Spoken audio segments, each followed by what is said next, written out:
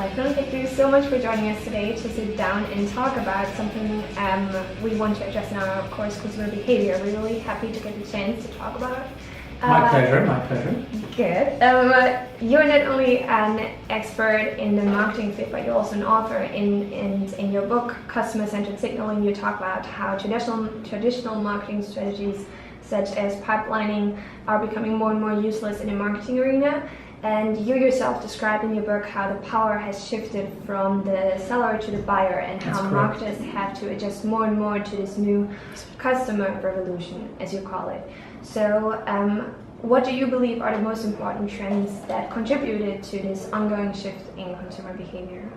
Well, the first and most important trend is that I think consumers are getting more and more concerned about the data overload and the amount of news and fake news and all kind of information that is being dropped on us every day. So I think the most important trend here is that people really need good and trustworthy signals, and are looking for trustworthy signals to find their way through the digital world. To be very precise, I think Google is a good example as a brand that really understands this trend, because they have Google Assistants, you know, the machines, the things that help you finding restaurants. You can put them in your house and you can actually ask them questions and they find stuff for you. Obviously Google has a reason for this, because they want to sell that product. However, I think there's a truth behind it, because you need good signals, trustworthy signals. And so basically customers are looking for signals that help them through this digital world, and they're especially very wary of signals that contain a lot of sales, a lot of behavioral noise, I would call it, and because people are they know already what sales means. They have that kind of knowledge already. There is a theory, persuasion knowledge theory, which clearly states if people know they're being influenced, they don't react to certain stimuli. So I think this is the most important thing, that actually people want good signals, trustworthy signals, and are very wary about signals that contain a lot of sales noise. And so basically that's what I'm saying in my book as well.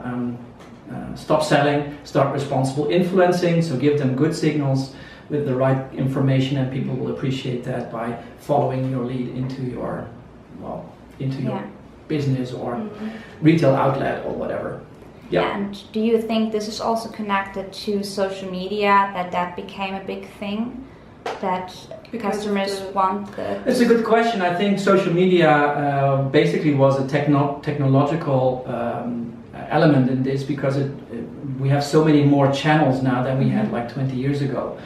So that means that we have this data overload, and we have this multiple area of channels people are on a daily basis looking at. So they're looking for the right information on all these channels. So it really needs to be clear that these channels are touch points for customers, and these touch points, on every one of these touch points, the brand is being evaluated, and that can be in different ways.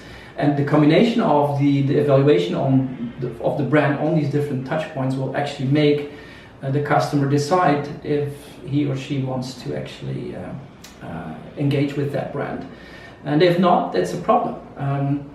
But the most important thing here is that I think people don't like to be put into a funnel again, or in a pipeline, as I say in my book. Because like in the old days, companies, they thought of customers as prospects, and they thought we can push them through a certain kind of process. But people know this. They don't like it anymore.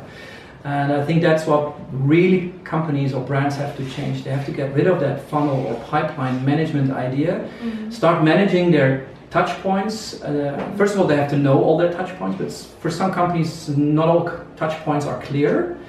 And then they have to manage them, and they have to, create an optimal customer experience. All right, as I call it in my book, optimal dynamic customer experience. Because as I said, evaluations can vary over time, so you have to have a good dynamic customer experience. Yeah. And optimized the brand and the engagement of the brand based on that experience. Yeah, very interesting. And you already mentioned Google. Yeah. Can you give us a little bit more example how Google exactly uses the touch points in order to address their customers and how they use the signals? I think you already mentioned it short. Well, Google obviously is in a position that they have a lot of information about their customers. So they know exactly what people Google for. They know exactly the information people like to find on the internet. Mm-hmm. Okay, so first of all, what Google found out is that people Google for the best.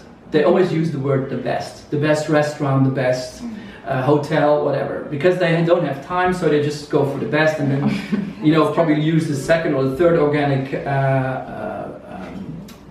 signal online, and then just book it. Mm-hmm. So they know already a lot of what people look for and what the touch points are in that respect. And they use that in their marketing campaigns as well. Yes. However, also Google is still looking trying to cling on to that belief of a funnel, because if you look at Google Analytics, it's all about funneling as well on the backside of their website, in their own web shop, for example. It's a funnel. And a lot of marketing automation companies like HubSpot, they also have that strong belief in this funnel. And but it's just a belief. Just think about it. We just accepted it as being the truth, but is it the truth? Mm-hmm. You can ask yourself that question. Do we really need a funnel, or do we just have to focus on creating great experiences in every part of the service and focus on every touch points to create something extraordinary? And I think we should do the latter. That's what my book is about. And